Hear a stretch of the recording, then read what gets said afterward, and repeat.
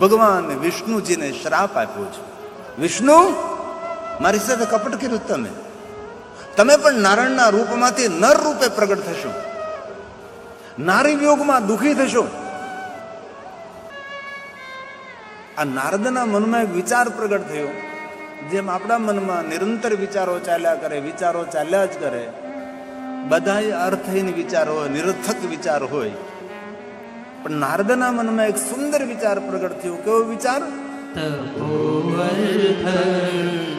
મન આદ દે તપો અર્થ મન આદ દે. નારદના મનમાં એક વિચાર પ્રગટ થયો, મારે તપ કરવું છે. વિચાર પ્રગટ થયું એ સમયે નારદજી વિચારોનું અનુસરણ કર્યું છે. નારદજીના કદમ હિમાલય તરફ. કારણ કે તપ કરવાની શ્રેષ્ઠ કોઈ ભૂમિ હોય તો હિમાલય છે.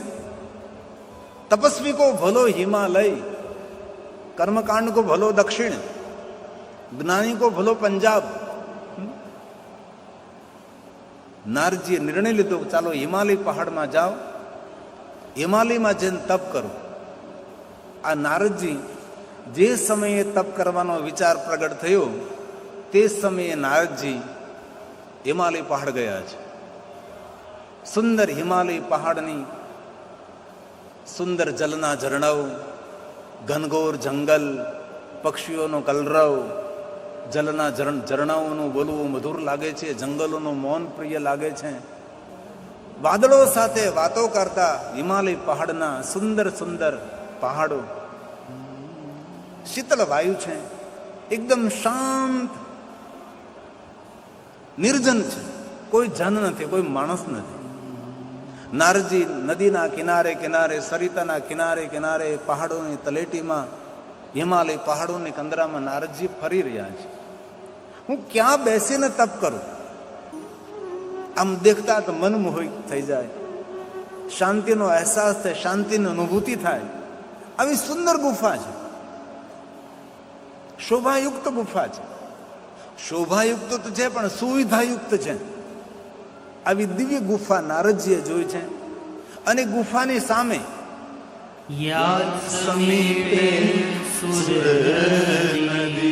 ઈ જ ગુફાની સામે સુર નદી, એટલે દેવતાઓની નદી. દેવતાઓની નદી તે માતા ભાગીરથી, માતા ગંગા.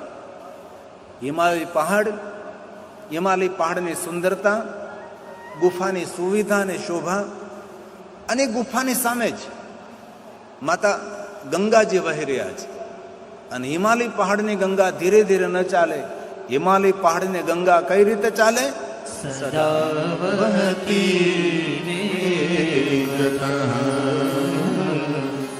સદા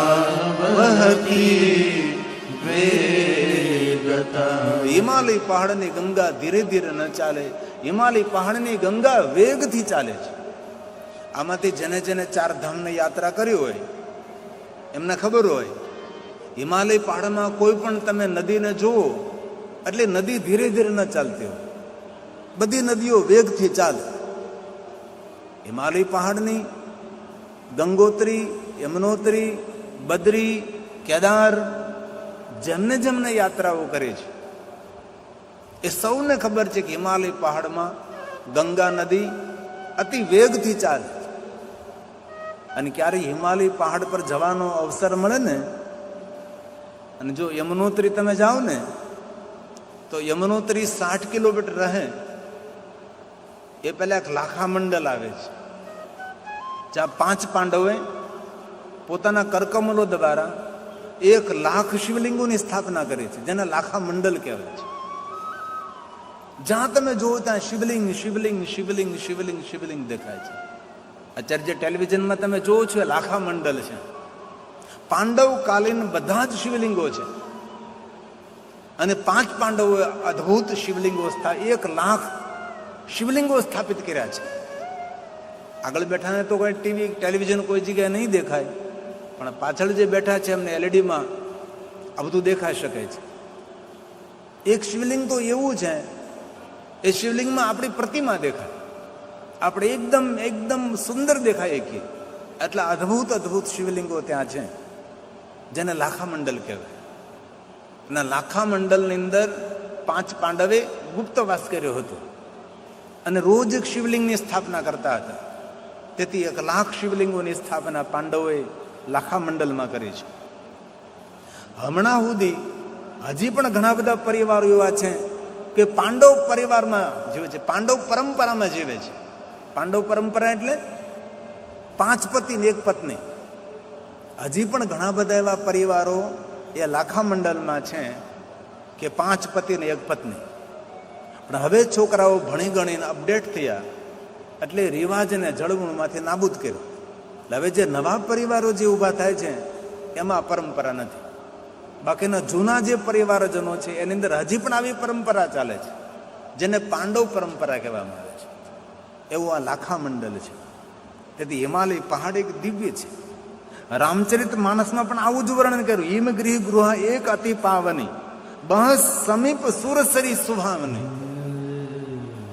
શિવ મહાપ્રદ ગ્રંથમાં શ્લોકાત્મક, રામચરિત માનસમાં ચોપાઈ દ્વારા વાત એ જ, થોડા શબ્દો બદલે છે.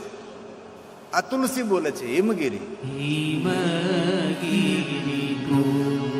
હિમગીરી ગુહા, હિમાલય પહાડ પર સુંદર ગુફા છે.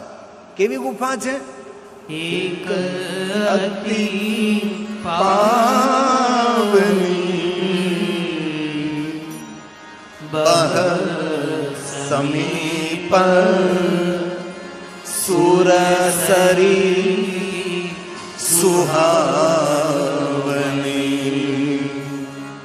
બહ સમીપ સુરસરી સુહાવની. શિવ મહાપણમાં કહ્યું કાંચે દેખા પરમ શોભના. અહીંયા કહ્યું અતિ સુંદર પાવન. આશ્રમ દેખી પરમ પુનીતા, પુણ્ય આપનારો આશ્રમ છે. જેમ મહર્ષિ દુર્વાસા મુનિનો આશ્રમ છે તો પુણ્ય આપનારો છે.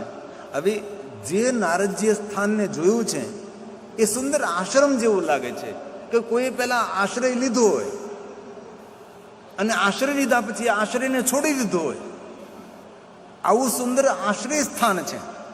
તેથી આશ્રમ જેવું દર્શન છે. આશ્રમ પરમ પુનીત સુહાવન.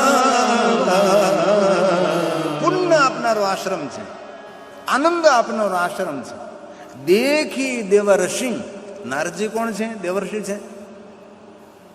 દુર્વાસા મુનિ કોણ છે? મહર્ષિ છે. મહર્ષિ, દેવર્ષિ, રાજર્ષિ, બ્રહ્મર્ષિ, હે ને? તો નારદજી દેવતાઓમાંથી ઋષિ બન્યા છે, તેથી દેવર્ષિ છે. દેખી દેવર્ષિ.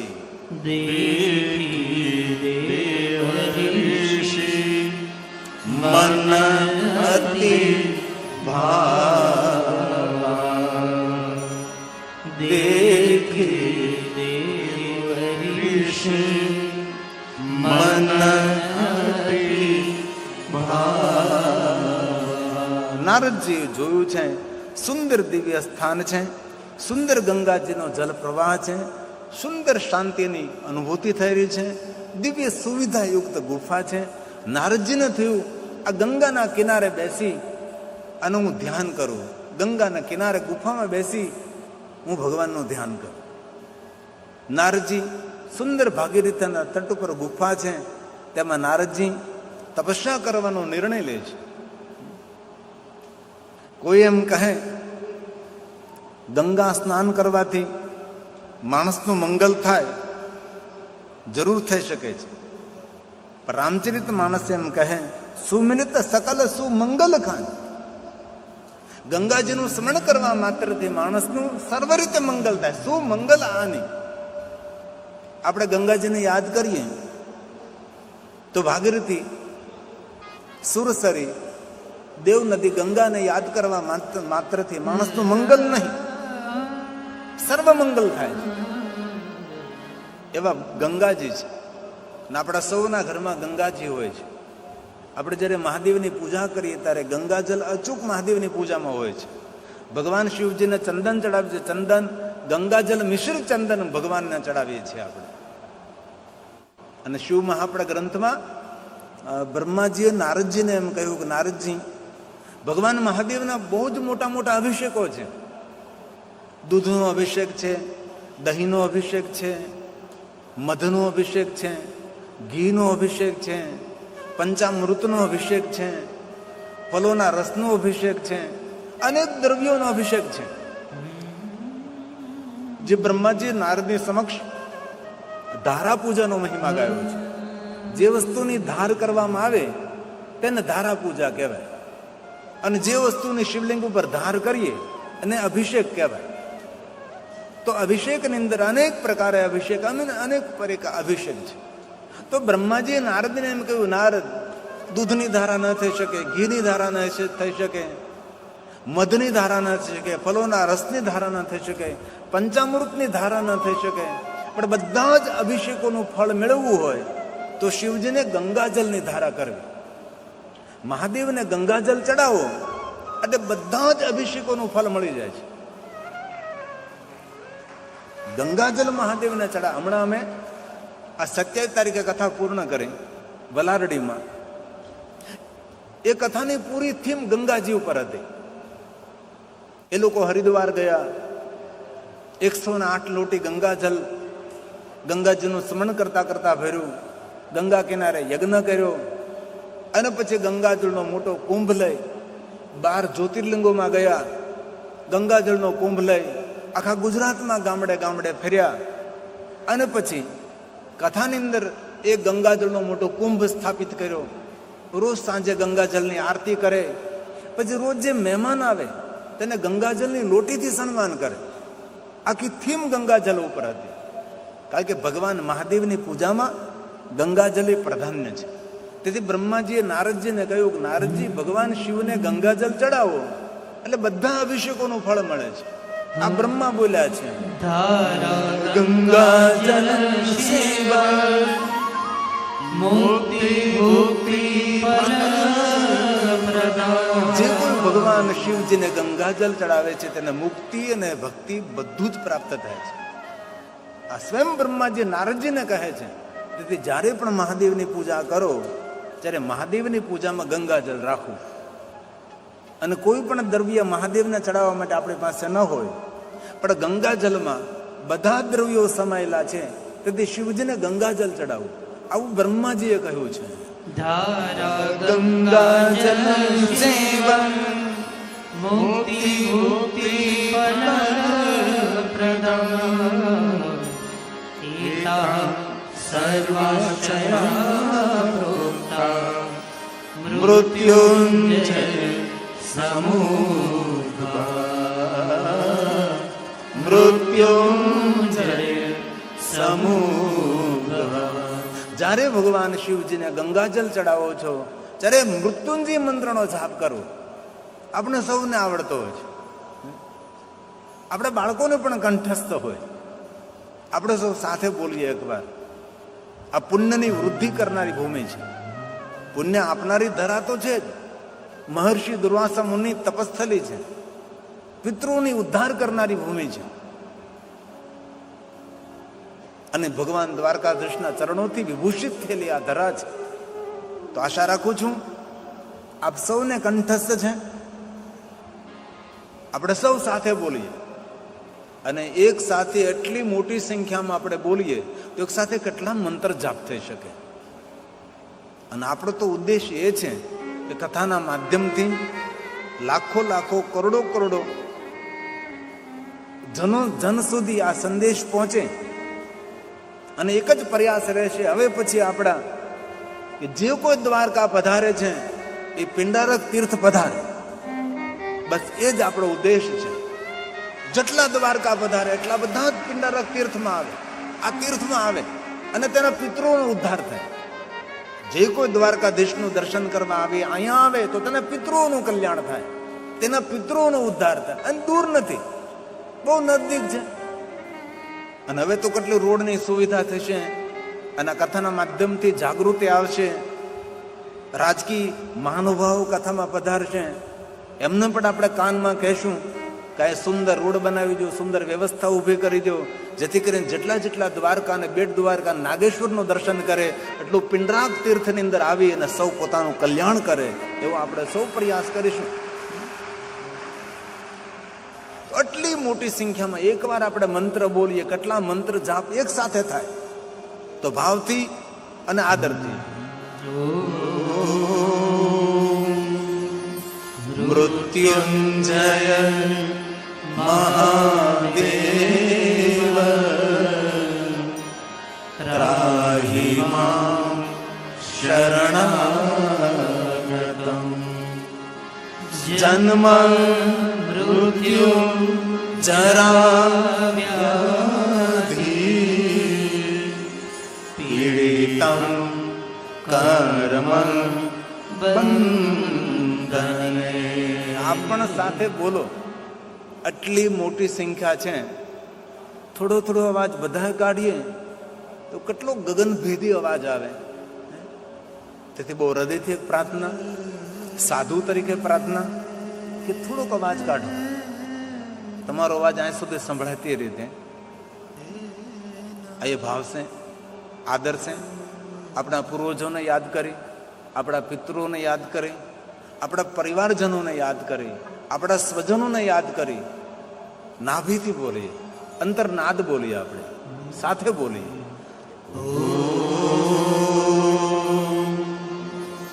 મૃત્યુંજય મહાદેવ ત્રાહિ માં શરણાગતમ. બોલીએ બોલીએ. જન્મ મૃત્યુ જરા વ્યાધિ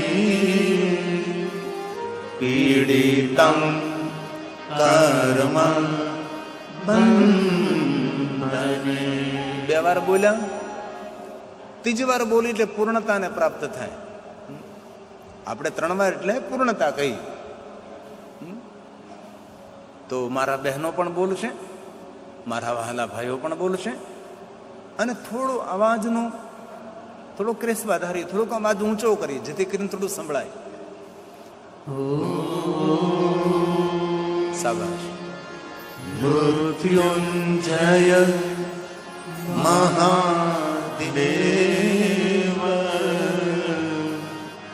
ત્રાહિ માં શરણાગતમ જન્મ મૃત્યુ જરા વ્યાધિ પીડિતં કર્મ બંધને. પીડિતં કર્મ બંધને. તેથી જ્યારે પણ મહાદેવની પૂજા કરો, શિવજીને જલે ગંગા જલ ચડાવીએ, ત્યારે મૃત્યુંજય મંત્રનું ઉચ્ચારણ કરવું. આવું બ્રહ્માજીએ નારદજીને શિવ મહાપડા ગ્રંથમાં કહ્યું. અને આ વાત રુદ્ર સંહિતાની સૃષ્ટિખંડમાં કહી. રુદ્ર સંહિતાનો ખંડ છે, જેનું નામ છે સૃષ્ટિખંડ. એમાં એક પુષ્પ પૂજા છે, એક ધાન્ય પૂજા છે, અને એક ધારા પૂજા છે. અલગ અલગ પૂજાનો તેમાં અદ્ભુત મહિમા છે. ધારા પૂજાની અંદર જે વસ્તુની ધાર થાય તેનો મહિમા છે. ધાન્ય પૂજાની અંદર કયું ધાન્ય મહાદેવને અર્પણ કરવામાં આવે તો કેવી કામના પૂરી થાય તેનો મહિમા છે. પુષ્પ પૂજાની અંદર ભગવાન શિવજીને કેવા કેવા પુષ્પો ચડાવવા, કેવા પુષ્પો મહાદેવને ચડાવવાથી કેવું ફલ મળે છે, એને પુષ્પ પૂજા કહેવાય. આ 3 પૂજાનું વર્ણન બ્રહ્માજી નારદના સમક્ષ કર્યું હતું. તો યાદ રાખજો, જ્યારે તમે મહાદેવની પૂજા કરો ત્યારે ગંગાજલનું તેમાં સ્થાન હોય એવા પ્રયાસો કરો. આઈએ થોડી મિનિટો માટે માતા ગંગાને યાદ કરીએ. જે કોઈ હર હર ગંગા બોલે છે તેના પાપ ભગવાન હરે છે. હર હર ગંગે બોલવાથી ભગવાન આપણા દુઃખોને હરી લે છે. એવો મહિમા છે.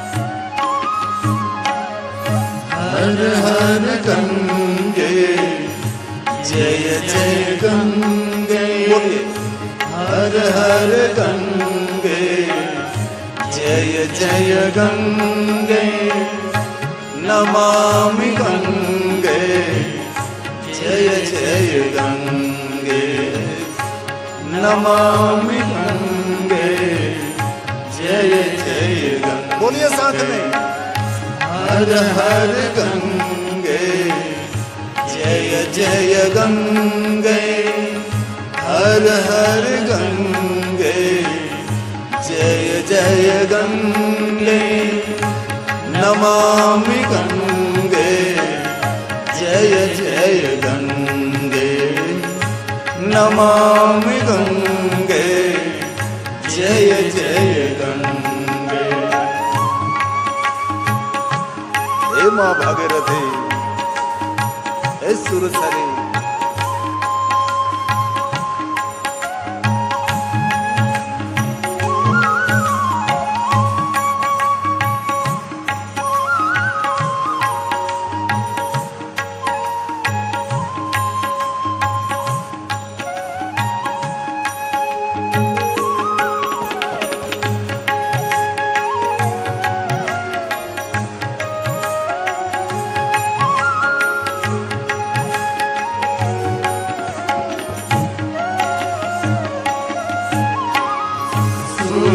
सुरसरिधारा भक्त उधारा सुरसरिधारा भक्त उधारा त्रिभुवन तारिणी जय जय गंगे त्रिभुवन तारिणी जय जय गंगे हर हर गंगे जय जय गंगे हर हर गंगे जय जय गंगे नमामि गंगे जय जय गंगे नमामि गंगे जय जय नमामि गंगे तव पाद पंकजम हे मां हे मां हे मां शिवरूपिणी दिव्य रूपिणी मां गंगा भागीरथी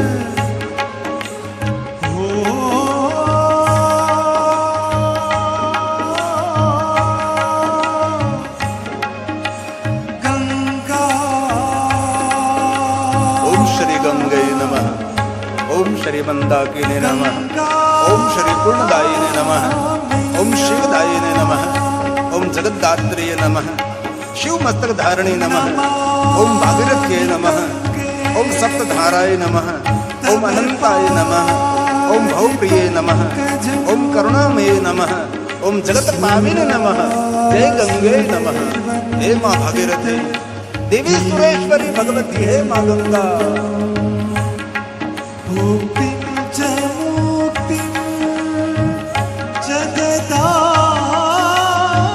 हर हर गंगे जय जय गंगे हर हर गंगे जय जय गंगे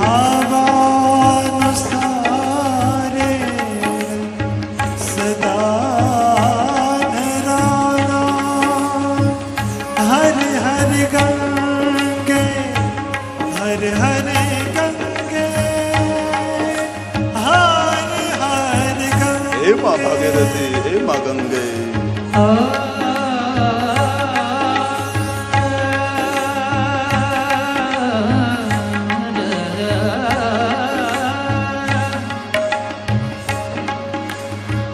देवी सुरेश्वरी भगवती गंगे त्रिभुवन तारिणी तरंग तरंगे देवी सुरेश्वरी भगवती गंगे त्रिभुवन तारिणी तरल तरंगे शंकर मौली हारिणी विमले शंकर मौली हारिणी विमले मम मतिरा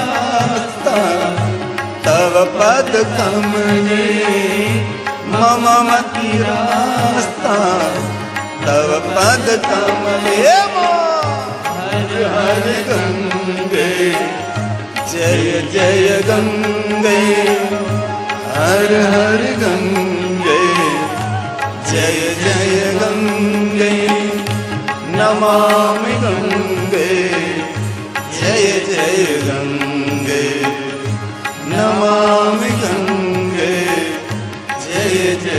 જે મનુષ્ય મહાદેવને ગંગા જલથી અભિષેક કરે છે, તુલસીએ વચન આપી દીધું, જે કોઈ મહાદેવને ગંગાજલ ચડાવે છે શિવ સાયુજ્ય મુક્તિ નર પાવે. ક્યારેક અવસર મળે મહાદેવને ગંગાજલથી અભિષેક કરો. જો શિવ ગંગા જલ ચડાવે, રામચરિતમાનસ તુલસી, જો શિવ ગંગા જલ ચડાવા, જો શિવ ગંગા જલ ચડાવા, સાયુજ મુક્તિ ઓ નર પાવા, સાયુજ મુક્તિ ઓ નર પાવા.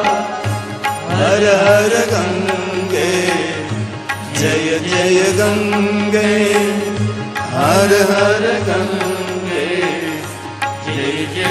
ભૂપ ભગીરથ સુરસરી ધારા. ભૂપ ભગીરથ, ભગીરથ નો પ્રયાસ, ભગીરથ નું તપ, સુમંગલ આની. ગંગાજીનું સ્મરણ કરવા માત્રથી માણસનું મંગલ નહીં, સર્વ મંગલ થાય છે.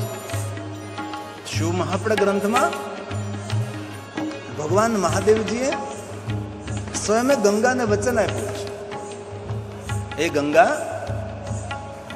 કોઈ તમારા નામથી મારું સંબોધન કરશે, તેના પરિવારમાં પારાવાર હું પ્રેમનું સામ્રાજ્ય આપીશ, પરિવારમાં પારાવાર પ્રેમ. તેથી જે કોઈ બોલે ગંગેશ્વર, ગંગનાથેશ્વર, ગંગમૌલી મહાદેવ, ગંગપ્રિયા મહાદેવ, ऐसे ગંગાના નામથી ભગવાન મહાદેવનું સંબોધન કરવામાં આવે તો પારાવારિક પ્રેમની વૃદ્ધિ થાય. આવું શંકર ભગવાને ગંગાજીને વચન આપ્યું. તેથી જ્યારે જ્યારે મહાદેવનું દર્શન કરવા જઈએ ત્યારે ભગવાન શિવજીના સન્મુખ ગંગાજીને યાદ કરવા, તો આપણા પરિવારમાં પારાવાર પ્રેમ રહે છે અને પ્રેમથી પરિવારનું સંગઠન વધે છે, સંગઠન મજબૂત બને છે. જે પરિવારમાં પ્રેમ અને આદર ન હોય એ પરિવાર છિન્ન ભિન્ન થઈ જાય, એ પરિવાર જુદો પડી જાય. તેથી પરિવારને સંગઠિત રાખવા માટે પરિવારમાં પારાવાર પ્રેમ અને આદર બંને હોવા બહુ જરૂરી છે. એથી તુલસીએ કહ્યું, જો ભૂપ ભગીરથ સુરસરી તુલસી, ભૂપ ભગીરથ સુરસરિયાની, સુમિરત સકલ સુમંગલ ખાય, સુમિરત સકલ સુમંગલ ખાય. હર હર ગંગે જય જય ગંગે હર હર ગંગે જય જય ગંગે નમામિ ગંગે જય જય ગંગે નમામિ ગંગે જય જય ગંગે હર હર ગંગે જય જય ગંગે હર હર ગંગે જય જય ગંગે હર હર ગંગે જય જય ગંગે. शिव रघुपति कथा प्रसंगा, હે મા ભાગીરથી सकल लोक जगत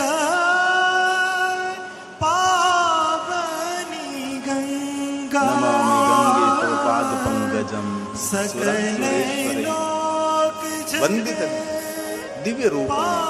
હે મા ગંગે ભુક્તિ મુક્તિદાયિની, હે મા ગંગે નારદજીએ ગંગાના કિનારા પર જ્યાં ગુફા હતી એમાં નારદજી ધ્યાન કરવા બેઠા છે. ચક્રે મુનિહ સમાધિ. નારદજીને સમાધિ લાગી ગઈ છે. વિચારોના ચક્રોને શાંત કર્યા નારદજી. આપણા મનમાં નિરંતર વિચારોના થોટ ચાલતા હોય છે. એક પલ એવી નથી કે વિચાર્યા વગરને આપણી પલ જાતી હોય. કેટલા વિચારો. આ વિચારોના ચક્રોને નારદજી શાંત કર્યા છે. નારદજી સમાધિમાં બેસી ગયા છે. વિચારોને શાંત કરવામાં એ કોઈ નાની વાત નથી, બહુ જ અઘરી વાત છે. અને જ્યારે વિચાર શાંત થાય છે ત્યારે માણસને શાંતિની અનુભૂતિ થાય છે અને ત્યારે ધ્યાન માર્ગમાં પ્રવેશ કરે અને ધ્યાન માર્ગમાંથી પછી સમાધિ તરફ તેની ગતિ થાય છે. આ નારદજીએ આ વિજ્ઞાન નહીં, મહાવિજ્ઞાનનો પ્રયોગ કર્યો છે. ચક્રે સમાધિ. બુદ્ધિ સાથે કોઈ બી તરંગ નહીં, સંપૂર્ણ બુદ્ધિનો વિશ્રામ સમાધિ. બુદ્ધિના પટ ઉપર કોઈ પણ વિચાર નહીં, સમગ્ર વિચારોને શાંત કરવા સમાધિ. નારદજી સમાધિ લગાવી છે. ચક્રે મુનિ સમાધિ તમહં બ્રહ્મેતિ અહં બ્રહ્મસ્મિ વિજ્ઞાનમ ભવતી બ્રહ્મ સાક્ષાત્કારમ કરમ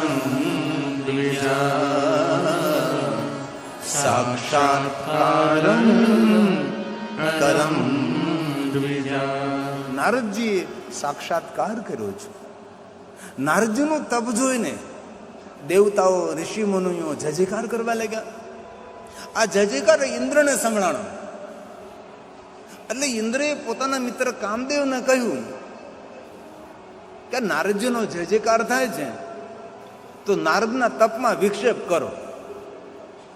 એટલે ઇન્દ્રદેવના કહેવાથી કામદેવ જે સ્થાન પર નારદજી તપ કરતા હતા ત્યાં આવે છે અને કામદેવ પ્રયોગ કરે છે, પણ કામદેવ નિષ્ફળ ગયા.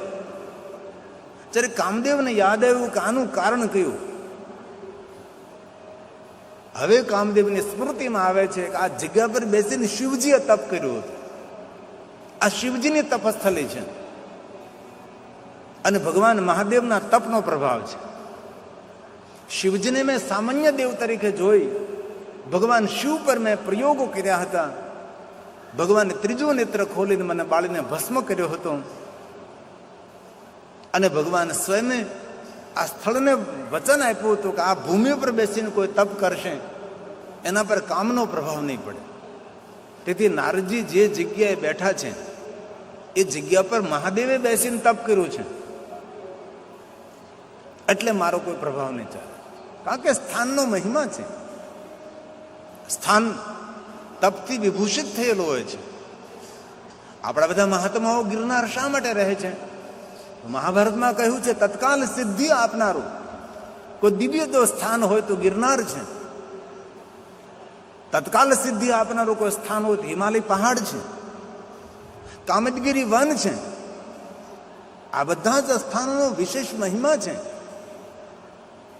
આપણે વનબગડામાં કથાનું આયોજન શા માટે કર્યું? કેટલું મોટું બાવળનું વન હતું, કેટલા ખાડા ખડિયાઓ, કેવું બધું આમ કલ્પના ન થઈ શકે. આમ તો આ તમે સરખું કર્યું ને એ પહેલા થોડુંક રેકોર્ડિંગ કરી લેવાની જરૂર હતી દાનાભાઈ, તો ખબર પડે કે આ બધું કેવું, અહીં કેવી હાલત હતી. ઓછામાં ઓછું 50 લાખથી વધારે ખર્ચ થયો છે આ બધું સરખું કરવામાં. આટલા ટ્રેક્ટરો ચાલ્યા, આટલું ડીઝલ બળ્યું, આટલા મહિનામાં ચાલ્યા, ત્યારે આ કથા કરીએ તેવું મેદાન થયું. આ તો દરિયા કિનારો, આ સીધે સીધો પવન આવે. અને આજે કથા સ્થળ કરવા માટે દાનાભાઈ તેની સાથે આપણા આહિર પરિવારના દરેક યુવાન ભાઈઓએ ખૂબ મહેનત કરી, ખૂબ પુરુષાર્થ કર્યો છે. શા માટે? કારણ કે આ સ્થાનનો મહિમા છે. આ સ્થાનનો મહિમા કેમ છે? તો કે મહર્ષિ દુર્વાસા મુનિનું તપસ્થાન છે. આ સ્થાનનો મહિમા કેમ છે? કે દ્વારકાધીશ ભગવાન કૃષ્ણજીએ અહીંયા રાસો યજ્ઞ કર્યો હતો. નકર આપણે બીજી કોઈ જગ્યાએ ન કથા કરીએ ભાઈ. સીધું જ મેદાન હોય, મેદાન કરવામાં ખર્ચ ન થાય, કોઈ મહેનત ન પડે, આટલો બધો પવન ન આવે, આટલું બધું તામઝામ ઊભું કરવાનું એક જ કારણ છે, આ પિંડારક તીર્થનો મહિમા છે. આ તીર્થ પુણ્ય આપનારું છે. આ તીર્થ પિતૃઓનો ઉદ્ધાર કરનારું છે. આ તીર્થ આપણા પુણ્યની વૃદ્ધિ કરનારું છે. અહીં દ્વારકાધીશ ભગવાન કૃષ્ણ પધાર્યા, રાસુ યજ્ઞ કર્યો, આ સ્થાનમાં દેવતાઓ આવ્યા, વિશ્વના ઋષિ મુનિઓ આવ્યા, યજ્ઞ સંપન્ન થયો, તામ્રકુંડનું નિર્માણ થયું. દ્વારકાધીશ ભગવાન કૃષ્ણજીએ સ્નાન કર્યું તીર્થજલમાં, અનેક પ્રકારે દાન કર્યા, સુવર્ણના દાન કર્યા, રજત દાન કર્યા, દાન કરી અનેક ઋષિ મુનિઓને બ્રાહ્મણોને તૃપ્ત કર્યા ભગવાન કૃષ્ણજીએ. તેથી આ સ્થાનનો મહિમા છે. તેથી આ ભૂમિ પર બેસીને આપણે કથા કરીએ છીએ. એ જ રીતે નારદજી જે ધરતી ઉપર બેઠા છે, શિવજીની તપસ્થલી છે, ત્યાં મહાદેવજીએ તપ કર્યું છે. આમાં નારદજીના તપનો કોઈ પ્રભાવ નથી, પણ શિવજીના સ્થાનનો પ્રભાવ છે. અને કામદેવ પરાજય થઈને જતા રહ્યા એટલે નારદજીનો મહિમા અધિક વધ્યો. દેવતાઓને ખબર પડી, ઋષિ મુનિઓને ખબર પડી કે નારદજી કામદેવને પરાજય કર્યા. અત્યાર સુધી તો શિવજી એક જ કામને પરાજિત કર્યા હતા, પણ આ તો નારદજી પણ. તેથી દેવતાઓ, ઋષિ મુનિઓ સૌ નારદજીને કહેવા લાગ્યા, નારદજી તમે તો શિવ તુલ્ય છો, આપનો મહિમા તો અનંત છે, આવું તપ કોણ કરી શકે? આવું તપ કોઈનાથી ન થઈ શકે. ઋષિ મુનિ દેવતા નારદનો જયજયકાર કરવા લાગ્યા. હવે નારદજીનો જયજયકાર નારદજીને સંભળાણો એટલે નારદના હૃદયમાં પડેલું અહંકારનું બીજ અંકુરિત થયું. નારદને થયું કે હું શિવ જેવો તપસ્વી છું, હું શિવ તુલ્ય છું, આ વાત મારે મહાદેવને કહેવી જોઈએ. અને એ નારદજી તપસ્થાન છોડી ભગવાન મહાદેવની પાસે શિવલોકમાં જાય છે અને મહાદેવની સામે જઈ પોતાની પ્રશંસા કરવા લાગે છે, પોતાના જ વખાણ કરવા લાગે છે કે ભગવાન, તમને ખબર છે તમે જે રીતે કામને પરાજય આપ્યું એવી રીતે મેં પણ કામને પરાજય આપ્યો છે. દેવતા અને ઋષિ મુનિઓ બધા કહે છે કે નારદજી તમે તો શિવ તુલ્ય થયા છો. હજી સુધી શિવ સમાન કોઈ બન્યું, શિવ સમાન કોઈ દાતા નહીં, વિપત વિદારણહાર, શિવ જેવું કોઈ થયું જ નથી. નિર્મિતવત આ દુનિયામાં એક પણ વસ્તુ નથી કે શિવ સમાન હોઈ શકે, શિવજીની આગળ જઈ શકે એવું કોઈનું સામ્યતા જ નથી, એવું કોઈનું સામર્થ્ય જ નથી. હવે નારદજી શિવ સમાન કેવી રીતના બની શકે? ભગવાન મહાદેવજીએ નારદજીનું બધું જ પ્રવચન સાંભળ્યું છે.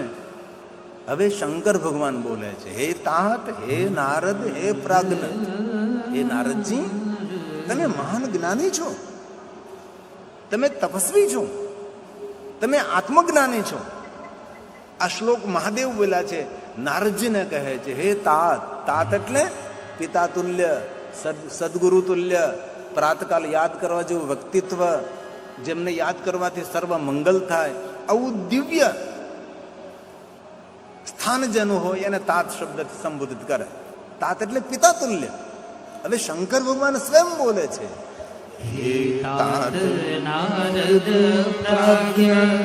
કેટલું મહાદેવજી સન્માન આપે છે. હે પિતા તુલ્ય, હે સદગુરુ તુલ્ય, હે તાત, હે મૂર્ધન્ય, હે પ્રાતકાલ યાદ કરવા જો વ્યક્તિત્વ. નારદજી તમે ધન્ય છો.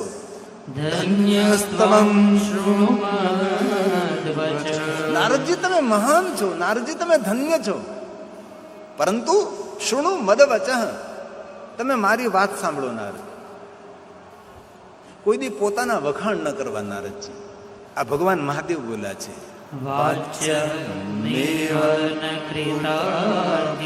કોઈ દિવસ આપણા પોતાના વખાણ કરવા નહીં. આ મહાદેવે નારદને કહ્યું, ભલે તમે મારી સામે તમારા વખાણ કરો છો, પણ ધ્યાન રાખજો વિષ્ણુ ભગવાનની આગળ તો તમે તમારા વખાણ કરતા જ નહીં. આ મહાદેવજી બોલ્યા છે. વિશેષતઃ હરે અગ્રે વિશેષતઃ. વિષ્ણુ ભગવાનને તમે મળો અને વિષ્ણુ ભગવાન તમારા તપની કોઈ વાત ખોલે તો તમે વાત બદલવાનો પ્રયાસ કરજો, અથવા જલ્દી જલ્દી વિષ્ણુ ભગવાનને પગે લાગીને ત્યાંથી નીકળી જજો. તેથી વિષ્ણુ ભગવાનને આ તમારા તપની વાત કરશો નહીં. નારદજી, ગોપ્યમ ગોપ્યમ સર્વથાહિ, જીવનને જેટલું ગોપનીય રાખીએ એટલે આપણે સુરક્ષિત રહીએ. નારદજી, જેટલું આપણે જીવનને ખોલી નાખીએ એટલે આપણી અસુરક્ષા રહે, આપણી કોઈ સુરક્ષા ન રહે. સીધી જ વાત, ચોકલેટ હોય એ કાગળમાં બંધ હોય ત્યાં સુધી ચોકલેટ સલામત છે, સુરક્ષિત છે. એ જ ચોકલેટના કાગળને ખોલી નાખો અને મૂકો એટલે કીડી આવે, મકોડા આવે, માખી આવે, ચોકલેટનો સર્વનાશ થઈ જાય. એ જ રીતે જીવન છે. જીવનને જેટલું ગોપ્ય રાખીએ એટલે આપણે સુરક્ષિત છે. અને આ વાત કોને કીધી છે? આ મહાદેવ બોલ્યા છે. પૂછ મનો અપી ન બ્રૂયા. ભગવાન કહે છે, નારદજી, તમે જે મારી સામે બોલ્યા છો એ કોઈની સામે નહીં બોલજો. સ્વવૃત્તાંત કોઈને કહેવું નહીં, પોતાનું વૃત્તાંત કોઈને કહેવું નહીં. ભગવાન મહાદેવ બોલે છે, હે નારદ, સ્વવૃત્તમ મે યદૂત્વા. કોઈ દિવસ પોતાનું વૃત્તાંત બીજાને સંભળાવવું નહીં. જેટલું આપણું વૃત્તાંત ગોપ્યમ ગોપ્યમ સર્વથાહિ નેવ વાચં કદાચન નેવં વાચ્યં કદાચન. તેથી ખૂબ ધ્યાન રાખો, કાયા ને માયા એ કોઈને દેખાડાય નહીં. ગોપ્યમ ગોપ્યમ સર્વથાહિ. આ જો ટેલિવિઝનમાં તમે જો ચિત્ર બતાવે તમને, આ ખુલ્લી ચોકલેટ છે તેની કેવી હાલત છે, અને જે કાગળમાં બંધ ચોકલેટ છે એટલે કેટલી સુરક્ષિત છે. જેથી જેટલા આપણે ગોપનીય રહેશું એટલે આપણે સુરક્ષિત રહેશું. દેખાવ ન કરો. ભગવાન આપણે ધન આપ્યું હોય, સંપત્તિ આપ્યું હોય, વિદ્યા આપ્યું હોય, જ્ઞાન આપ્યું હોય તો તેનું બને ત્યાં સુધી પ્રદર્શન ન કરો, તેનો દેખાવ ન કરો. અને દેખાવ કરવામાં ખોટો સમયનો વ્યય ન કરવો. ગોપ્યમ ગોપ્યમ સર્વથા. જે ભગવાન મહાદેવ કહે છે, નારદજી હવે મૌન થાવ, હવે બોલવું તમારા માટે હિતકારક નથી. નારદજી, બે અવસ્થામાં માણસે મૌન રહેવું. એક તો જેનું તપ પાકી જાય તેને મૌન રહેવું. કે તપ પાક્યા પછી જે બોલે એ તો થાય, પણ મનમાં જે ચિંતન કરે એ પણ સાકાર બને છે. આ તપસ્વી મહાપુરુષોની તપસ્યા હોય છે. તેથી આપણી ભક્તિ પરિપક્વ થાય, આપણું તપ પરિપક્વ થાય ત્યારે મૌન રહેવું. અને બીજી વાત, જ્યારે આપણી ઉંમર પાકી જાય ત્યારે પણ મૌન રહેવું જોઈએ. આપણે જીવનમાં તપ તો પાકે કે ન પાકે ખબર નથી, પણ ઉંમર તો પાકવાની જ છે. આપણે જ્યારે ઉંમર લાગતી ત્યારે મૌન રહેવું. આ ભગવાન મહાદેવ બોલ્યા છે. ઉંમર થઈ જાય પછી જેટલા મૌન રહી એટલું આપણું હિત છે. પછી આપણને ઘરના છોકરાઓ કહે હવે બા મૂંગા મરો, એ આપણે સાંભળવું પડે. એ પહેલા આપણે મૌન થઈ જવાનું. હવે ભાઈ બોલવાનો સમય આપણો નથી, આપણે મૌન રહી એમાં જ આપણું હિત રહેલું છે. અને બીજી વાત, જીવનની મજબૂરી કોઈને ન દેખાડવી, અને જીવનના દુઃખોની કોઈને વાત નહીં કરવી. જેની તેની આગળ દુઃખોના રૂદડા નહીં રો. બધાને આગળ બધું ખોલવું પણ પેટ નહીં ખોલવાનું. પુરારે મળે તો રાવું રેડીએ. કોઈ ડાયો માણસ મળે, કોઈ સારો માણસ મળે, કોઈ સજ્જન મળે, કોઈ સાધુ મળે તો વસ્તુ અલગ છે. જેની તેને આગળ આપણા જીવનની રસ ભરેલી, રહસ્ય ભરેલી વાતો ન કહેવાય. યાદ રાખજો મારા બહેનો, દિવાલને પણ કાન હોય છે, દિવાલને પણ કાન હોય છે. તેથી ઘર પરિવારની વાતો જેટલી ગોપનીય રાખશું એટલે આપણે સુરક્ષિત રહેશું. જરૂર જીવનમાં દુઃખ હોય, વિડમણા હોય, એ જેને તેને ન કહેવાય. પણ આપણા પ્રાચીન ભજનકારોએ કહ્યું પુરારે મળે તો રાવું કોઈ પરિપૂર્ણ માણસ મળી જાય, કોઈ સજ્જન હોય, કોઈ સાધુ હોય, કોઈ પેટવાળો માણસ હોય, ત્યારે દિલ ખોલીને હૃદય ખોલી. હું તો કહું અત્યારે કોઈ જોવા મળતો જ નહીં એવો માણસ. તેથી રોવાનું મન થાય ને તો શિવાલય જઈને રોઈ લેવું, જેથી કરીને કોઈ જોવે નહીં અને ભગવાન મહાદેવ આપણા આંસુની કિંમત સમજે. જાતા રુદ્ર રોવાથી શું થાય ભાઈ? જેની તેની આગળ કહેવાથી શું થાય? આપણે આપણી મજબૂરી દેખાડી તો લોકો આપણી મજબૂરીનો લાભ લઈ લે છે. આપણી મજબૂરીમાં કોઈ આપણને મજદૂરી નહીં આપે, આપણને કોઈ મદદ નહીં કરે. તેથી જેની તેની સામે આંસુ નહીં પાડવા. आपके मुख पर मुस्कुराहट है तो आप दुनिया आपके साथ है. आपके मुख पर मुस्कुराहट है तो दुनिया आपके साथ है, वरना आंसुओं की जगह तो आंख में भी नहीं है. તેથી રડતો માણસ કોઈને નથી ગમતો, પણ જરૂર કોઈ ઓડાયો માણસ મળે, કોઈ સજ્જન માણસ મળે, કોઈ ખાનદાન માણસ મળે, કોઈ પેટવાળો માણસ મળે, કોઈ સાધુ વૃત્તિનો માણસ મળે. સાધુ એક વૃત્તિ છે, સાધુ એક ગુણવેશ છે. સાધુ ગણવેશ નથી, સાધુ એક સ્વભાવ છે. આવો કોઈ માણસ મળે તો જરૂર. પુરારે મળે તો રાવું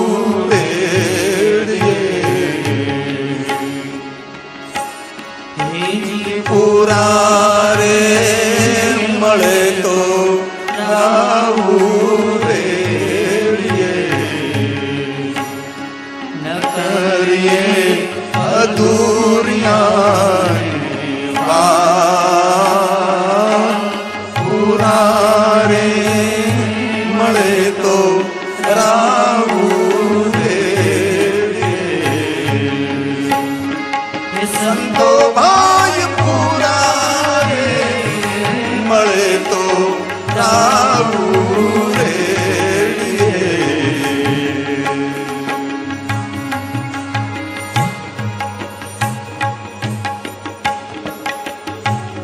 કલયુગમાં આવા પૂરા માણસોને શોધવા મુશ્કેલ છે ભાઈ.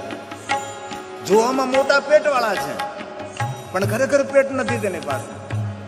આવા માણસોને શોધવા ક્યાં જવાય?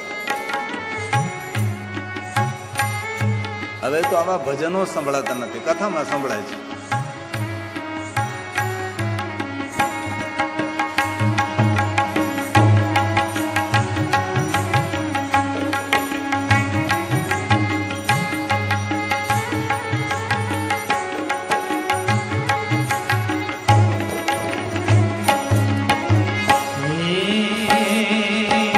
ખાડારે આવો ચિયાની ઢેડકે ખાડારે આવો ચિયાની ઢેડકે સુજાણે સમદરિયાની લહેર પુરારે મળે તો રાવું સંતો ભાઈ પુરારે મળે તો રાવું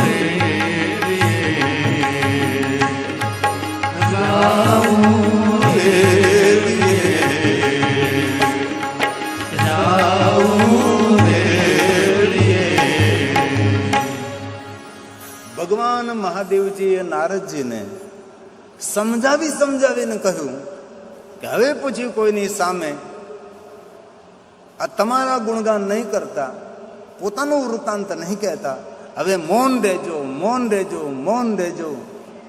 ભગવાન શંકરજીએ નારદજીને ખૂબ સમજાવ્યા.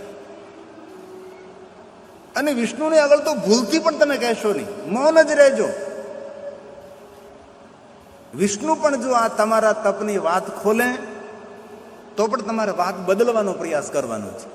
તમે જલ્દી સ્થાન છોડીને જતા રહ્યો. હવે નારદજી જેમને કહેવાની ના કહી છે એમની પાસે જ પહોંચી ગયા. ભગવાન વિષ્ણુને સામે જઈ પોતાની પ્રશંસા કરવા લાગ્યા છે.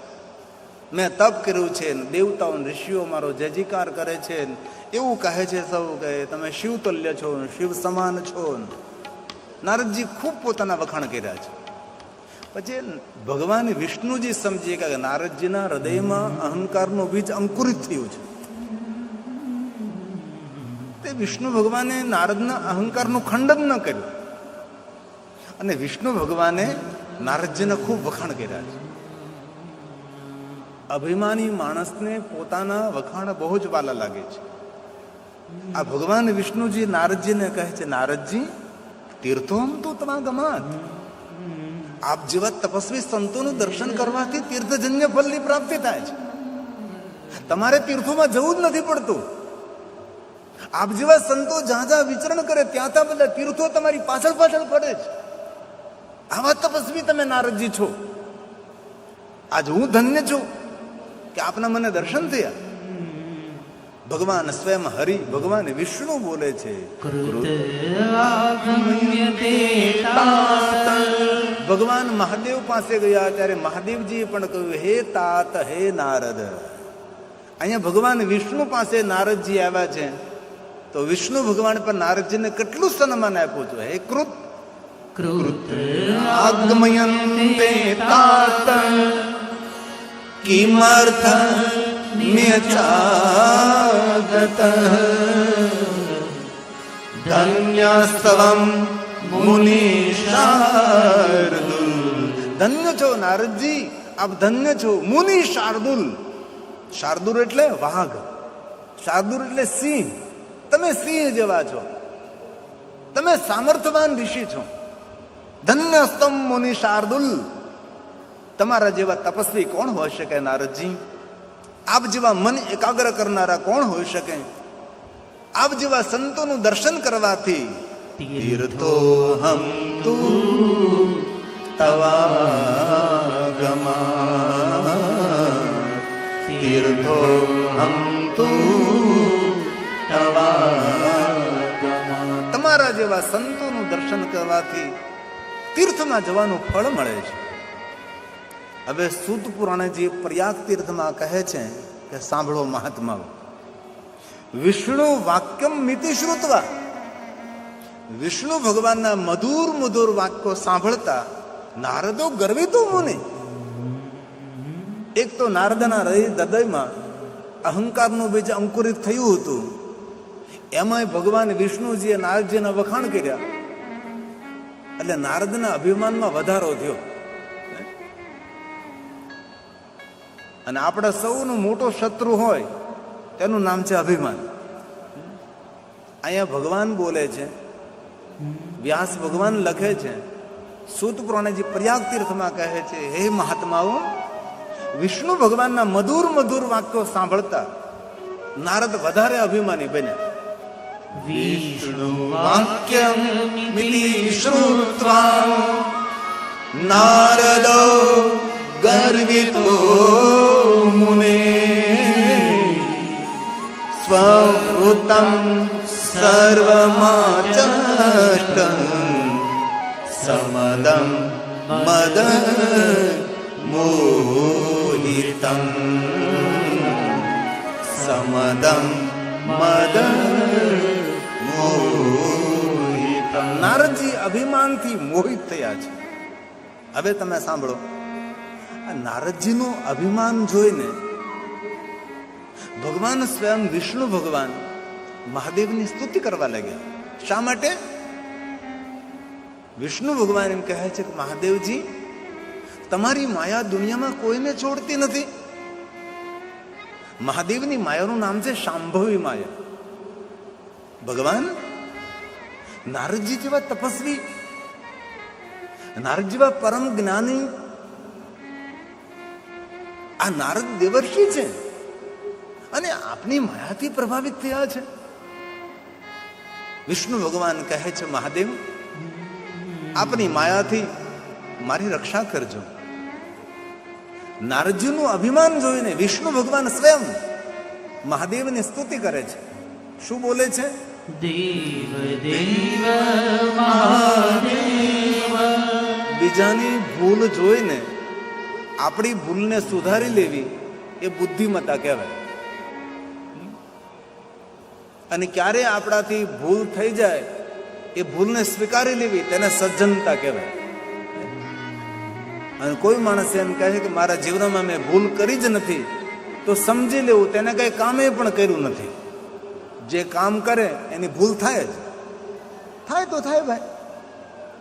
પણ ભગવાન વિષ્ણુજી નારદજીનું અભિમાન જોઈ પોતે શિવને યાદ કરવા લાગે ને કહે છે, ભગવાન આપની માયાથી અમારી રક્ષા કરજો. આપની માયા બડી વિચિત્ર છે, સૌને પ્રભાવિત કરે છે. તમારી માયાથી જગત મોહિત થાય છે. આપની માયાનું નામ શાંભવી માયા છે, જેને જોઈ શકાતી નથી પણ જગતમાં વ્યાપેલી છે. ભગવાન અમારી રક્ષા કરજો. આ ભગવાન વિષ્ણુજી મહાદેવની સ્તુતિ કરે છે.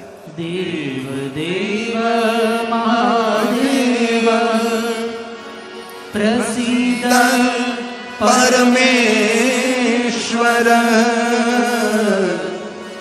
ધન્યસ્તવમ શિવ ધન્ય માયા સર્વ વિમોહિત માયા સર્વ વિમોહિત. ભગવાન વિષ્ણુ નારદને જોઈને શિવજીને સ્તુતિ કરવા લાગે છે. અને પ્રયાગ તીર્થમાં શૌનકાદિ મહાત્માઓ સુત પુરાણને કહે છે કે હે સુત પુરાણજી, અદ્ભુત કથા છે કે નારદજી જેવા સંત અભિમાન કરે અને વિષ્ણુ ભગવાને આગળ અભિમાનની વાતો કરે. વ્યાસ શિષ્ય નમોસ્તુતે. એ ભગવાન વ્યાસના શિષ્ય, હે સુત પુરાણજી, તમે મહાભાગ્યવાન છો. સુંદર સુંદર કથા સંભળાવો. સુત સુત મહાભાગ. હે સુત પુરાણજી, આ કથા સાંભળતા એક વિશેષ આનંદ થાય છે કે ભગવાનની માયા આટલી પ્રબળ છે કે નારદજી જેવા સંતને પણ છોડે નહીં. વ્યાસ શિષ્ય નમોસ્તુતે. અદ્ભુત કથા, અદ્ભુત કથા, અદ્ભુત કથા. અદ્ભુતેયં કથાતાત વર્ણિત કૃપયા. અમારા સૌ પર કૃપા કરીને આ કથાનું વર્ણન કરો. ધન્ય છે ભગવાનની માયા, વિચિત્ર છે ભગવાનની માયા. નારદજીએ આટલું કઠિન તપ કર્યું તો પણ ભગવાનની માયાએ નારદજીને ન છોડ્યા. તો હે સ્તુત પુરાણજી, જે તપ નથી કરતા, જે સાધના નથી કરતા, અનુષ્ઠાન નથી કરતા, ઉપાસના નથી કરતા, ભજન નથી કરતા, સત્કર્મ નથી કરતા, દેવ દર્શન નથી કરતા, તીર્થયાત્રા નથી કરતા, યજ્ઞ પૂજા સત્સંગ નથી કરતા, એ જીવાત્માઓની કેટલી દુઃખદ હાલત થશે. ભગવાન વિષ્ણુના મુખેથી પ્રશંસા સાંભળી નારદજી જવા લાગે છે. માયા નિર્મિત નગરનું નિર્માણ થાય છે. રસ્તામાં નારદજી જતા હતા. નગરને જોયું, આ તો માયાથી બનેલું નગર છે. નારદજી પ્રવેશ કરે છે. શિલનિધિ નામનો રાજા છે, એની પુત્રનું નામ વિશ્વ મોહિની છે. શિલનિધિ નારદજીનું સન્માન કરે છે. નારદજીને કહે છે કે મારી પુત્રી વિશ્વ મોહિની છે, આખા વિશ્વને મોહિત કરી શકે, પણ શીલવાન હોય તેને મોહિત ન કરી શકે. કારણ કે તેના પિતાનું નામ શીલવંત હતું. શિલનિધિ રાજા હતો. શીલ નામનો નિધિ તેની પાસે હતો, તેથી વિચલિત ન બને, મન તેનું વિચલિત ન બને, આવા શીલનિધિ હતા. નારદજી વિશ્વ મોહિનીને જોવે છે, મોહમાં પડે છે. એક દુર્ગુણ આવે તો બીજો દુર્ગુણ તેની સાથે આવવાનો જ છે. હવે આ નારદજી ભગવાન વિષ્ણુ પાસેથી રૂપની માંગણી કરે છે. શા માટે? વિષ્ણુ મોહિની સાથે પરણવા માટે. નારદજી ભ્રમિત થયા, નારદજી વિચલિત થયા છે.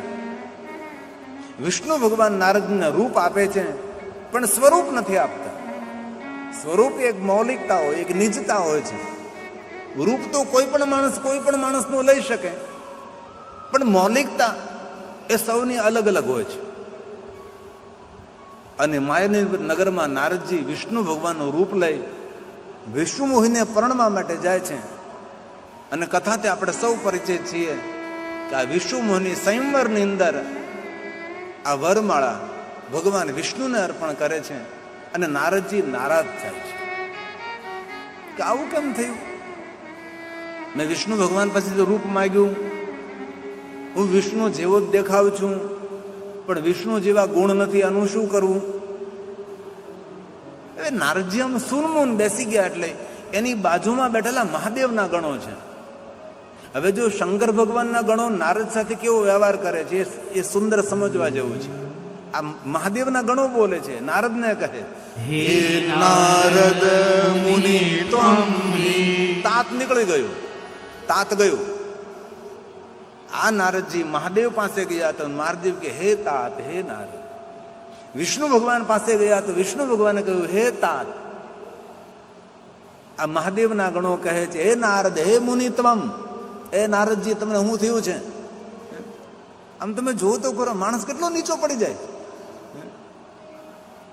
જેનું સન્માન મહાદેવની પાસે, જેનું સન્માન શ્રી હરિ વિષ્ણુ ભગવાનની પાસે, પણ માનસિક વૃત્તિઓ જયારે ખરાબ થાય છે ત્યારે માણસ નીચો પડી જાય છે, તેનું સન્માન જતું રહે છે, વૃત્તિ તેની લાલચી વૃત્તિ બને છે.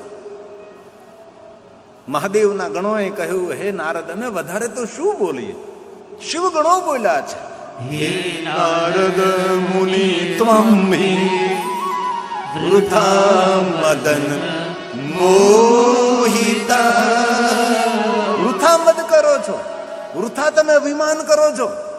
તમારે અભિમાન કરવાની જરૂર જ નથી. તમે વૃથા મદ કરો છો. તલ્લી પશુ, તમારું મુખ જોવો જરા, પાણીમાં જુઓ, તલાવડીમાં જુઓ, તલ્લી પશુ. સરોવરમાં તમારું મુખ જુઓ. મહાદેવના ગણો કહે છે તલ્લી પશુ સમુખમ પશ્ય. તમે તમારું મુખ તલાવડીમાં જુઓ, પાણીમાં જુઓ, તમે કેવા લાગો છો? વાનરસ્યેવ દરિતા. તમે વાંદરા જેવા લાગો છો. વાનરસ્યેવ દરિતા. તમે નારદજી વાંદરા જેવા દેખાવ છો. અને તમે જો અભિમાની માણસ લગભગ વાંદરા જેવો જ લાગે.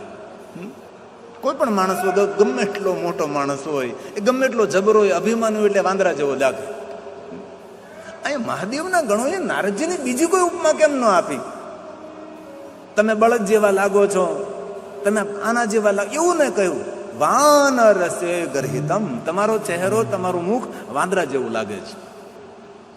હવે શિવના ગણોએ નારદજીને એમ કહ્યું તમે વાંદર જેવા દેખાવ છો. એટલે નારદજીને ખોટું લાગી ગયું. કારણ કે જેવું હોય એવું તો કહેવાય નહીં. કોઈ માણસ કાળો હોય તેને કાળો ના કહેવાય, થોડોક શામ વર્ણનો છે એવું કહેવાય. કારણ કે જેવું હોય એવું કહે તેને ખોટું લાગે. તેથી નારદજીને બહુ દુઃખ થયું અને નારદજીને ક્રોધ આવ્યો. એટલે એ સમયે શિવગણોને કહી દીધું તમે એક સાધુની હાંસી કરી છે, તેથી તમે બંને જણા રાક્ષસ થશો. ક્રોધ કરતા કરતા નારદજી ભગવાન વિષ્ણુની સામે આવે છે અને વિષ્ણુ ભગવાનનો અનાદર કરે છે. નહીં બોલવાના શબ્દો વિષ્ણુ ભગવાનને કેવું કેવું બોલે છે નારદજી. આપણે આમ શ્લોકો વાંચતા આપણે થાય કે આવું આપણે ભગવાન શ્રી હરિ માટે કેમ બોલી શકીએ? એવા શબ્દો નારદજી, કારણ કે ક્રોધી માણસ, ક્રોધીને કોઈની ઓળખાણ નથી હોતી.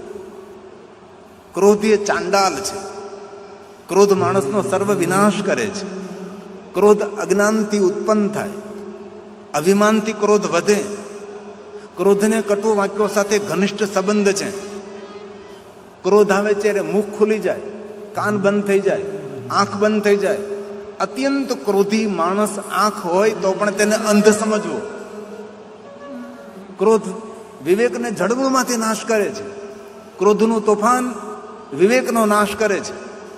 ક્રોધને જીતવા માટે એક જ શસ્ત્ર છે, મૌન. ક્રોધમાં મૌન રહેવું એટલે હિમાલય પહાડને ઉંચકવો, એટલું કઠિન છે. જે માણસ ક્રોધમાં મૌન રહે છે ક્રોધને જીતી શકે છે. નારદજી વિષ્ણુ ભગવાને એવા કપરા શબ્દો કહ્યા, એવા કપરા શબ્દો કહ્યા કે આપણે સાંભળી પણ ન શકીએ.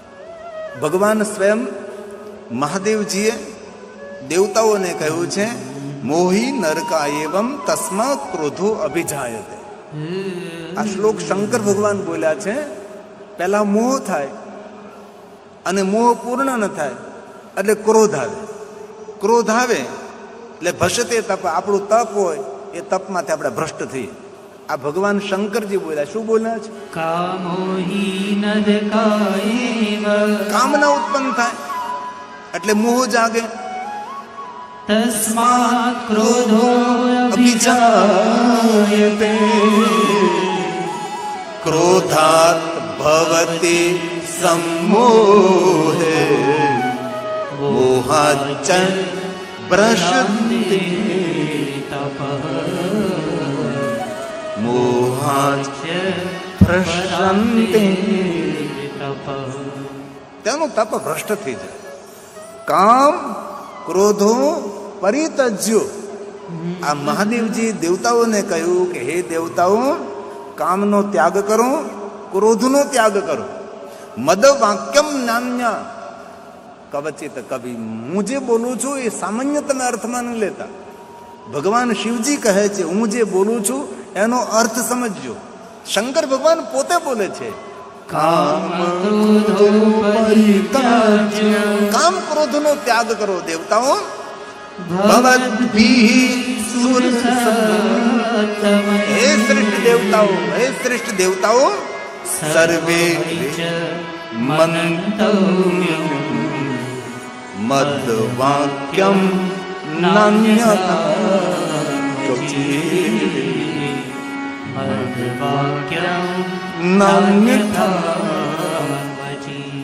મારું જે વાક્ય છે એને સામાન્ય અર્થમાં નહીં લેતા દેવતાઓ.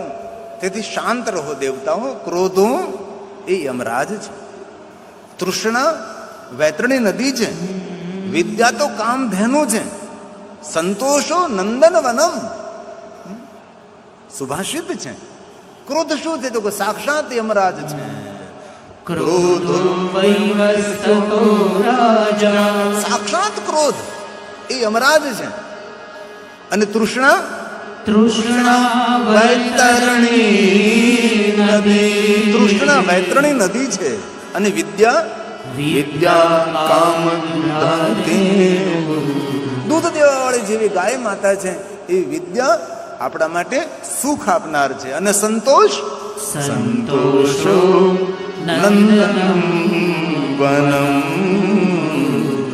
સંતોષો નંદનમ વનમ. ભગવાન વિષ્ણુજીને શ્રાપ આપ્યો છે. વિષ્ણુ, મારી સાથે કપટ કર્યું તમે પણ નારાયણના રૂપમાંથી નર રૂપે પ્રગટ થશો. નારી વિયોગમાં દુઃખી થશો. તમારી નારીનું હરણ થશે. તમને કોઈ મદદ નહીં કરે. મારું મુખ વાંદર જેવું બનાવ્યું છે. તમને વાંદરાઓ મદદ કરશે. વિષ્ણુ ભગવાનને નારદજી બહુ જ બોલ્યા છે. બહુ બોલ્યા. વિષ્ણુ ભગવાન મૌન થઈને સાંભળે છે. કારણ કે અદ્ભુત લીલાનું સર્જન થવાનું છે. વિષ્ણુ શાંત છે. નારદજી બોલીને કેટલું બોલે છે. અંતે નારદજી શાંત થાય છે. ક્રોધનું તોફાન થોડી વાર રહે છે પણ સર્વનાશ કરે છે. ભગવાન મહાદેવજીએ ક્રોધ ઉપર પ્રવચન કર્યું છે. મહાકાલી જ્યારે અસુરનો સંહાર કરતા હતા ત્યારે મહાકાલીનો ક્રોધ સમાતો નહીં હતો. ત્યારે ભગવાન સ્વયં મહાદેવજી કહેવા લાગે છે, હે કાલી, જગત હિત માટે તમે ક્રોધ રૂપ ધારણ કર્યું છે. મહાકાલી સ્વરૂપ છો, પણ હવે ક્રોધને શાંત કરો. હે મહાકાલી, ક્રોધ ચાંડાલ છે. ક્રોધી માણસને સ્પર્શ કરવાથી અપવિત્રતા આવે છે. સ્નાન કરવું પડે, પવિત્રકરણ કરવું પડે. શાંત રહેવું એ દેવતુલ્ય સ્વભાવ છે. તેથી ભગવાન સ્વયં કહે છે, જે માણસ ક્રોધને જીતે છે એ પોતાના જીવનને જીતી શકે છે. કોઈ પણ ક્ષેત્રમાં એ માણસ સફળ થઈ શકે છે. અને ઘણા લોકો એમ કહે કે ભગવાન શિવજી ક્રોધ કરે. મહાદેવજીને ક્રોધ કરવાનો કોઈ અવસર જ નથી. શંકર ભગવાન ક્રોધા અવતાર નથી. શંકર ભગવાન કરુણા અવતાર છે. એવા ભગવાન મહાદેવ છે. દુર્વાસા મુનિ પ્રત્યે પણ આપણે એક જ વાત સાંભળે છે, દુર્વાસા મુનિ ક્રોધ કરે પણ દુર્વાસા મુનિએ વરદાનો કેટલા આપ્યા છે, દુર્વાસા મુનિ કેટલી કરુણા કરી છે, દ્વારકાધીશ ભગવાન કૃષ્ણ ઉપર કેટલી કરુણા કરી, ભગવાન રામ પર કરુણા કરી છે, ઇન્દ્ર પર કરુણા કરી છે, દેવતાઓ પર કરુણા કરી છે. દુર્વાસા મુનિ એકલો ક્રોધ જ નથી કર્યો. દ્રૌપદીનું અક્ષય પાત્ર ખાલી થયું, તેમની પરીક્ષા કરવા ગયા હતા, ભગવાન દ્વારકાધીશે તેની લાજ રાખી દીધી. અને દુર્વાસા મુનિ સ્નાન કરીને જતા રહે છે, દ્રૌપદીની પરીક્ષા કરવા ગયા નથી, આશીર્વાદ આપ્યા છે. તેથી દુર્વાસા મુનિ એકલા ક્રોધી નથી, કરુણા અવતાર પણ છે દુર્વાસાજી. અને આપણે જે સ્થાન પર બેઠા છીએ એ સ્થાન દુર્વાસા મુનિ તપસ્થલી છે. અને આ સ્થાન ઉપર બેસીને ભગવાનની કથા સાંભળવી એટલે આપણું ભાગ્ય નથી, આપણું મહાભાગ્ય છે, આપણું અહોભાગ્ય છે કે આપણે ભગવાન મહાદેવની કથાનું શ્રવણ કરીએ છીએ. હવે નારદજી શાંત થયા છે, ક્રોધ શાંત થયો. ભગવાન વિષ્ણુજીને કહેવા લાગ્યા, ભગવાન મેં મહાદેવની વાત ન માની. શંકર ભગવાને મને કહ્યું હતું કે નારદજી હવે એકાંતમાં રહો, મૌન રહો, શાંત રહો, પણ મેં શિવજીની વાત માન્ય નહીં રાખી. અને મેં મહાદેવ ને કહ્યું ન માન્યું, વિષ્ણુ તમારો અનાદર કર્યો, વિષ્ણુ ભગવાન તમારું અપમાન કર્યું, મેં આપને શ્રાપ આપ્યો, મહાદેવના ગણોને મેં શ્રાપ આપ્યો. એ સમયે ભગવાન શિવજીના ગણો ત્યાં આવી પહોંચે છે. ભગવાન વિષ્ણુને આગળ હાથ જોડીને કહે છે, હે નારદ, આપે મને શ્રાપ આપ્યો કે મેં બંને રાક્ષસ થશું, પણ અમે તો મહાદેવના ગણ છીએ, આપના શ્રાપને મિથ્યા કરો નારદ. નારદજી કહે છે કે હે શિવગણો, મેં જે તમને કહ્યું સત્ય બનશે, તમે બંને રાક્ષસ તો થશો જ, પણ એવા પ્રતાપી રાક્ષસ થશો, દુનિયાના બધા દુર્ગુણ તમારામાં રહેશે, પણ તમારા હૃદયમાં એક સદગુણ રહેશે. તમે કોઈ દિવસ મહાદેવની ભક્તિથી વંચિત નહીં થાવ, તમારા હૃદયમાં મહાદેવની ભક્તિ ભરપૂર રહેશે. તમારું નામ રાવણ અને કુંભકર્ણ રહેશે. તમે બંને જણા શિવ ભક્તિથી વિભૂષિત રહેશો. અને ભગવાન શ્રી હરિ, ભગવાન વિષ્ણુજી સ્વયં નારણમાંથી નર રૂપ ધારણ કરશે, જેમનું નામ ભગવાન પ્રભુ શ્રી રામ રહેશે. અને ભગવાન પ્રભુ રામ દ્વારા તમારા બંનેનું કલ્યાણ થશે. નારદજી એવું નથી કીધું કે મૃત્યુ થશે, કારણ કે ભગવાનના દ્વારા થાય તેને મૃત્યુ કોણ કહે. નારદજીએ તે જગ્યાએ કલ્યાણ શબ્દ વાપર્યો છે, તમારું બંનેનું ભગવાન વિષ્ણુજી રામ રૂપની અંદર કલ્યાણ કરશે.